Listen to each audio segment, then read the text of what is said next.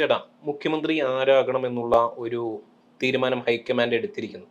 എനിക്ക് തോന്നുന്നു ഇനിയിപ്പം ആർ.സിയും വി.ഡിയും കെ.സിയും അല്ലാതെ ഒരു നാലാമതൊരാൾ കൂടി പ്രത്യക്ഷപ്പെടാൻ ചാൻസ് ഉണ്ട് അല്ലേ, ഈ പോക്ക് കണ്ടിട്ട്? അല്ല, കോൺഗ്രസിനെ സംബന്ധിച്ച് അവർക്ക് ചരിത്രത്തിലെ തന്നെ ഏറ്റവും ഉയർന്ന ഒരു വിജയം നേടിയ ഒരു തെരഞ്ഞെടുപ്പായിരുന്നു അത്. അതിനുശേഷം നേരത്തെയൊക്കെ നേതാക്കന്മാർ പറഞ്ഞത് ഞങ്ങൾക്കിടയിൽ ഒരു അഭിപ്രായ ഭിന്നതയും ഉണ്ടാകില്ല, മുഖ്യമന്ത്രി സ്ഥാനത്തെ ചൊല്ലി ഒരു തർക്കവും ഉണ്ടാകില്ല.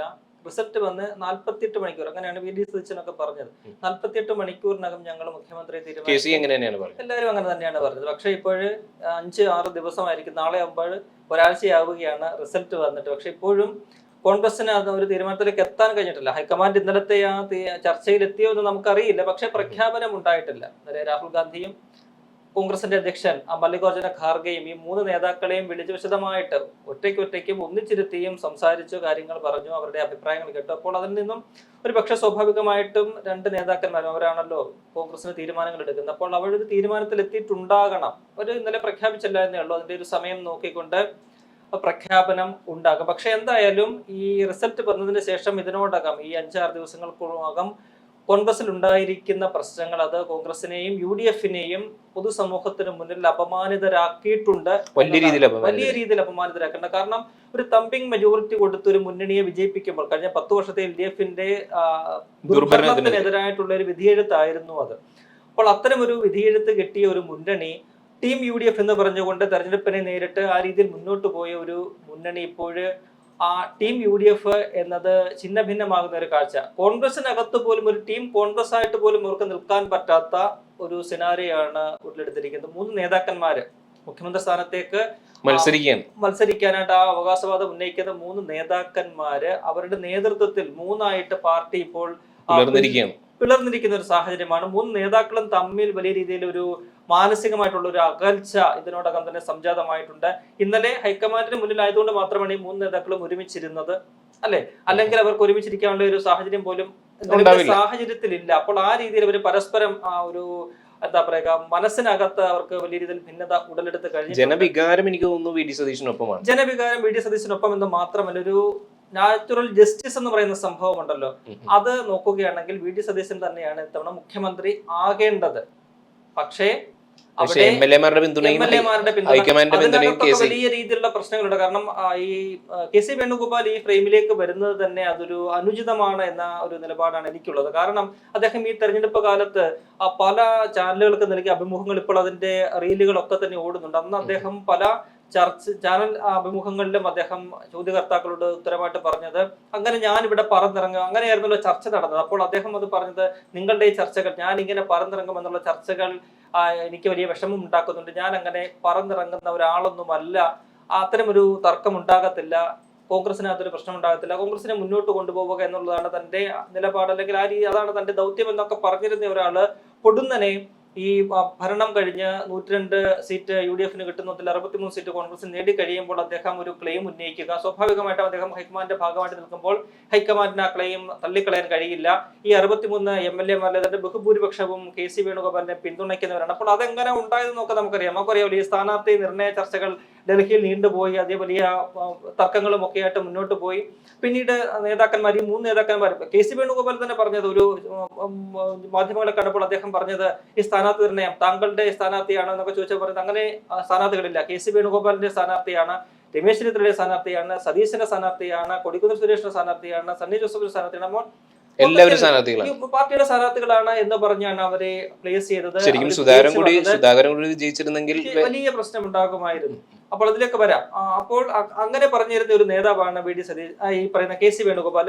അപ്പോൾ എന്താണ് വിചാരിക്കുക, അത്തരത്തിൽ എന്തെങ്കിലും വ്യക്തിപരമായിട്ടുള്ള നേട്ടങ്ങൾക്ക് വേണ്ടി സ്ഥാനത്ത് നടത്തിയിട്ടില്ല, വിജയം മാത്രമാണ് മാനദണ്ഡം എന്നാണ് നമ്മൾ വിചാരിച്ചിരുന്നത്. പക്ഷെ എല്ലാവരും ഒരു പ്രത്യേക സാഹചര്യത്തിൽ വിജയിച്ചു വരുമ്പോൾ അവരൊക്കെ തന്നെ കെ സി വേണുഗോപാലിനോട് ഇത്രയധികം ഒരു ആഭിമുഖ്യം, അല്ലെങ്കിൽ സ്നേഹം, ഒരു പിന്തുണ ഒക്കെ തന്നെ പ്രകടിപ്പിക്കുന്നത് എന്താണ് എന്ന് നമുക്കൊരു സംശയം വരുന്നുണ്ട്. അപ്പോൾ ജയിച്ചു വന്നാൽ UDF അധികാരത്തിലെത്തിയാൽ തനിക്ക് കൈപൊക്കുന്ന ആളുകൾ ഈ കോൺഗ്രസിന്റെ MLA-മാരിൽ ബഹുഭൂരിപക്ഷം ഉണ്ടാകണം എന്ന കണക്കുകൂട്ടലോട് കൂടിയാണ് കെ സി വേണുഗോപാൽ ഡൽഹിയിൽ ഇരുന്നു കൊണ്ട് ഈ സ്ഥാനാർത്ഥി നിർണയ ചർച്ചകളെ നിയന്ത്രിച്ചത്, ആ സ്ഥാനാർത്ഥി നിർണയത്തിലേക്ക് ഹൈക്കമാൻഡിനെ എത്തിച്ചത് എന്നാണ് നമുക്ക് ഇപ്പോൾ മനസ്സിലാകുന്നത്. അപ്പോൾ അദ്ദേഹം അവിടെ പാർട്ടിയെ കെട്ടിപ്പടുക്കുകയോ അല്ലെങ്കിൽ പാർട്ടിയെ മുന്നണിയെയോ അധികാരത്തിലേക്ക് എത്തിക്കാനുള്ള തന്ത്രങ്ങൾ മെനയുകയായിരുന്നില്ല. മറിച്ച് ഭരണം കിട്ടി, കോൺഗ്രസ് ഒറ്റകക്ഷി ഏറ്റവും വലിയ കക്ഷി കോൺഗ്രസ് ആയിരിക്കുമല്ലോ. അപ്പോൾ അങ്ങനെ വരുന്ന കോൺഗ്രസിൽ ഏറ്റവും വലിയ ഒരു നേതാവായിട്ട് ഏറ്റവും അധികം MLA-മാരുടെ പിന്തുണ തനിക്കായിരിക്കണമെന്ന ഗൂഢലക്ഷ്യത്തോടു കൂടിയാണ് ആ സ്ഥാനത്ത് തന്നെ നടത്തിയത് എന്നാണ് നമുക്ക് മനസ്സിലാക്കാൻ കഴിയുന്നത്. അത് അങ്ങേയറ്റം ഇൻജസ്റ്റിസ് ആയിട്ടുള്ള, അല്ലെങ്കിൽ ഒരു സംഘടനാ ചുമതലയുള്ള ജനറൽ സെക്രട്ടറിയുടെ പദത്തിൽ ഇരുന്നു കൊണ്ട് അദ്ദേഹം ചെയ്യാൻ പാടില്ലാത്ത കാര്യങ്ങളാണ് ചെയ്തത്. വിജയം കിട്ടിക്കഴിയുമ്പോൾ അദ്ദേഹം അതിനെ ക്ലെയിം ഉന്നയിക്കുക, അല്ലെങ്കിൽ ഹൈക്കമാൻഡിലുള്ള തന്റെ സ്വാധീനം കൊണ്ട് അദ്ദേഹം ആ ഒരു പദവിയിലേക്ക് എത്താൻ ശ്രമിക്കുക എന്ന് പറയുന്നത് അങ്ങേയറ്റം അപഹാസ്യമാണ്. അദ്ദേഹം മാറുകയാണ് വേണ്ടത്. ഇത്തരമുള്ള ചർച്ച ഉണ്ടായപ്പോൾ തന്നെ തുടക്കത്തിൽ അദ്ദേഹം പറയേണ്ടതായിരുന്നു, ഞാൻ ഈ ചർച്ചയിലേക്കില്ല. നേരത്തെ തന്നെ ഞാൻ വ്യക്തമാക്കിയതാണ്, ഞാൻ ഇപ്പോൾ ഒരു MP ആണ്. അദ്ദേഹം ലോക്സഭാ MP ആണ്. നമുക്കറിയാം അദ്ദേഹം രാജസ്ഥാനിലെ രാജ്യസഭാ MP ആയിട്ടിരിക്കുമ്പോഴാണ് BJP-ക്ക് കൊടുത്തിട്ട് അദ്ദേഹം ഇവിടെ ആലപ്പുഴയിൽ വന്ന് മത്സരിക്കുന്നത്. അദ്ദേഹം മത്സരിച്ചാൽ മാത്രമേ ജയിക്കൂ എന്നുള്ള ഒരു സാഹചര്യത്തിലാണ് അദ്ദേഹം ഇവിടെ വന്ന് മത്സരിച്ച് വിജയിക്കുന്നത്. അപ്പോൾ അങ്ങനെ ഇരിക്കുന്ന ലോക്സഭയിൽ ഒരുപക്ഷെ രാഹുൽ ഗാന്ധിയുടെ വലം കൈയായിട്ട് ഇന്ത്യ മുന്നണിയുടെ മികച്ച നേതാവായിട്ട് നിൽക്കുന്ന ഒരു വ്യക്തി, അദ്ദേഹം ഈ ചർച്ചകൾ തുടങ്ങുമ്പോഴേ ഇത്തരം പ്രതിസന്ധി ഉണ്ടാകുമ്പോൾ പറയേണ്ടതായിരുന്നു, ഹൈക്കമാൻഡിനെ അറിയിക്കേണ്ടത് താനില്ല, താൻ ഹൈക്കമാൻഡ് ഭാഗമായിട്ട് ഇവിടെ നിൽക്കുകയാണ്. അവിടെ കോൺഗ്രസിന് വേണ്ടിയിട്ട് പണിയെടുത്തവർ നേതാക്കന്മാരുണ്ട്, അവരിൽ ആരെങ്കിലും നേതാവാകട്ടെ, മുഖ്യമന്ത്രി ആകട്ടെ എന്നവർ അദ്ദേഹത്തിന് മാറാമായിരുന്നു. അദ്ദേഹം അത് ചെയ്തില്ല.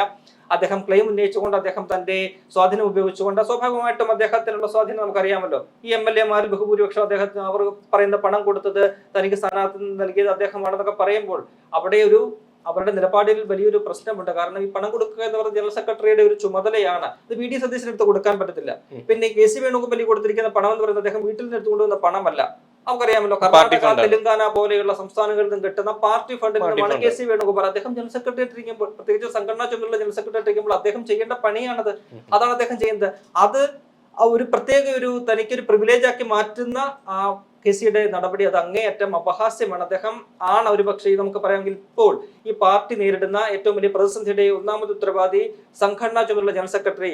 പാർട്ടിയിൽ ഒരു സംഘടനാ തലം നോക്കിക്കഴിഞ്ഞാല് ഖാർഗെ കഴിഞ്ഞാൽ രണ്ടാമനെന്ന് പറയാവുന്ന ഒരു വ്യക്തിയാണ്. അദ്ദേഹമാണ് കേരളത്തിലെ കോൺഗ്രസിന്റെ ഇത്രയും അഭിമാനമായ ഒരു വിജയം കൈവരിച്ചെടുക്കുന്ന പാർട്ടിയെ വലിയ രീതിയിലൊരു നാണക്കേടിലേക്ക് തള്ളിവിടുന്നതിന്റെ പ്രധാനപ്പെട്ട കാരണക്കാരനായിട്ട് KC വേണുഗോപാൽ മാറിയിരിക്കുന്നു എന്നാണ് അതിനിർണായകമായിട്ടുള്ള ഒരു കാര്യം. അദ്ദേഹം അത് സ്വയം തിരിച്ചറിഞ്ഞ. അത് മാത്രമല്ല പലരും ചോദിക്കുന്ന ഒരു ചോദ്യം എന്ന് പറയുന്നത് മധ്യപ്രദേശും രാജസ്ഥാനും കർണാടകയും എല്ലാം ആവർത്തിക്കും ആ ഒരു തലങ്ങളിലേക്ക്. അവിടെയാണ് വലിയൊരു പ്രശ്നം. നമുക്ക് നോക്കൂ, 2021 തുടർച്ചയായിട്ടുള്ള രണ്ടാം തവണയും കേരളം പോലൊരു സംസ്ഥാനത്ത് UDF മുന്നണി തകർന്ന് തരിപ്പണമായി പ്രതിപക്ഷത്തേക്ക് പോകുന്നു. 2016-ൽ 47-48 സീറ്റ് ഉണ്ടായിരുന്നു. അവിടെ നിന്ന് വീണ്ടും 6-7 സീറ്റുകൾ കുറേ 41-ലേക്ക് തകർന്നതാണ്. അന്ന് പ്രതിപക്ഷ നേതാവായിട്ടിരിക്കുന്നത് രമേശ് ചെന്നിത്തലയാണ്. അങ്ങനെ ഒരു മുന്നണിയെ നയിക്കാനായിട്ട് അന്ന് നമുക്കറിയാമല്ലോ, അന്ന് 21 MLA-മാരാണ് കോൺഗ്രസ് ഉണ്ടായിരുന്നത്. ആ 21 MLA-മാരിൽ അന്ന് ഉമ്മൻചാണ്ടിയും ഉണ്ട് നമുക്കറിയാം. അന്ന് പാർലമെന്ററി പാർട്ടി യോഗം ചേർന്ന് പ്രതിപക്ഷ നേതാവിനെ തെരഞ്ഞെടുക്കുമ്പോൾ ഉമ്മൻചാണ്ടിക്കായിരുന്നു ഭൂരിപക്ഷം അന്ന്, അല്ലെ? അങ്ങനെയാണ് വാർത്തകൾ പുറത്തു വന്നത്. അപ്പോൾ ഉമ്മൻചാണ്ടി സ്വയം മാറുന്നു, താൻ അനാരോഗ്യമൊക്കെ ചൂണ്ടിക്കാട്ടി ഉമ്മൻചാണ്ടി മാറുന്നു, രമേശ് ചെന്നിത്തലയ്ക്ക് അങ്ങനെ ഭൂരിപക്ഷം വരുന്നു. പക്ഷെ അവിടെ പ്രതിപക്ഷ നേതാവായത് രമേശ് ചെന്നിത്തല അല്ലേ, മറിച്ച് മറ്റൊരു നേതാവിലേക്ക് ഹൈക്കമാൻഡ് പോകുന്നു. എന്താണ് അതിന്റെ കാരണം? ഈ പറയുന്ന പാർലമെന്ററി പാർട്ടിയിലെ ഭൂരിപക്ഷമാണ് നോക്കുന്നത് എങ്കിൽ അന്നും ആ തീരുമാനം നടപ്പിലാക്കണ്ടേ? എന്തുകൊണ്ട് പോയില്ല? അവർക്ക് അറിയാമായിരുന്നു രമേശ് ചെന്നിത്തല ആ ഒരു തീരുമാനം മുന്നോട്ട് പോയാൽ പാർട്ടിയും മുന്നണിയും വീണ്ടും ഇവിടെ തകർന്നു പോകുമെന്ന് അവർക്ക് അറിയാമായിരുന്നു. അതുകൊണ്ടാണ് രമേശ് ചെന്നിത്തല 5 വർഷം ഭരിച്ചു. അതുകൊണ്ട് എനിക്ക് തോന്നുന്നു ഇപ്പോഴും ഹൈക്കമാൻഡ് KC-ക്കുള്ള പിന്തുണ MLA-മാരുടെ ഒരു പിന്തുണ കണക്കിലെടുക്കുമോ? അതുകൊണ്ട് അതാണ് ഞാൻ പറയുന്നത്. ഇവരെല്ലാരും ഈ ബാധിക്കുന്നത് KC-ക്ക് വേണ്ടി ബാധിക്കുന്നത് അതാണല്ലോ. ഈ പാർലമെന്ററി പാർട്ടിയിലെ ഭൂരിപക്ഷം നോക്കുക. അങ്ങനെയാണെങ്കിൽ 2021 എന്തുകൊണ്ട് അത് സംഭവിച്ചില്ല? അവര് ദീർഘവീക്ഷണത്തോടു കൂടി പെരുമാറിയതുകൊണ്ടാണ്, അല്ലെ? പ്രവർത്തി തീരുമാനം എടുത്തതുകൊണ്ടാണ് ഇദ്ദേഹം നിന്നാൽ ശരിയാകില്ല, പുതിയൊരു നേതാവട്ടെ. അപ്പോൾ അവിടെ ഉയർന്നു വന്ന പേര് VD സതീശൻ. എന്താണ് അദ്ദേഹം കാരണം? അദ്ദേഹം 2001 ആദ്യത്തെ തവണ വിജയിച്ച MLA ആയത് മുതൽ 2006 മുതൽ അദ്ദേഹം ഇങ്ങോട്ട് നിയമസഭാ സാമാജികൻ എന്ന നിലയിൽ നടത്തിയിട്ടുള്ള പ്രവർത്തനങ്ങൾ, മികവുകൾ ഒക്കെ തന്നെയാണ് അതിന് കാരണമായിട്ട് മാറിയത്. അങ്ങനെ അദ്ദേഹത്തെ കൊണ്ടുവന്ന തീരുമാനം തെറ്റിയില്ല, അല്ലെ? ഒരിക്കലും ഹൈക്കമാൻഡ് തീരുമാനം തെറ്റിയില്ല. അദ്ദേഹം ശരിയായിരുന്നു എന്ന ഈ ഫലം പുറത്തു വന്ന് നിൽക്കുമ്പോൾ നമുക്ക് തെളിവാകുന്ന ഒരു കാര്യമാണ്. അപ്പോൾ ഹൈക്കമാൻഡ് അതുകൂടിയൊക്കെ ആലോചിച്ചായിരിക്കും ഒരു തീരുമാനം എടുക്കുക എന്നാണ് നമുക്ക് മനസ്സിലാക്കുന്നത്. തന്നെയുമല്ല, ഈ പറയുന്ന ഇപ്പോൾ ഈ ഭരണം കിട്ടിയപ്പോൾ KC വേണുഗോപാൽ ഇവിടേക്ക് വരുമ്പോൾ ഞാൻ പറയുന്നത് അദ്ദേഹം ഇപ്പോഴായിരുന്നില്ല വരേണ്ടിയിരുന്നത്. അദ്ദേഹം 2021 ആ രണ്ടാമതും തോറ്റ് മുന്നണി തകർന്നു നിൽക്കുന്ന സമയത്ത് അദ്ദേഹം ധൈര്യം ഉണ്ടായിരുന്നെങ്കിൽ അദ്ദേഹം വന്ന് ഏറ്റെടുക്കണമായിരുന്നു ഈ ചുമതല, അല്ലെ?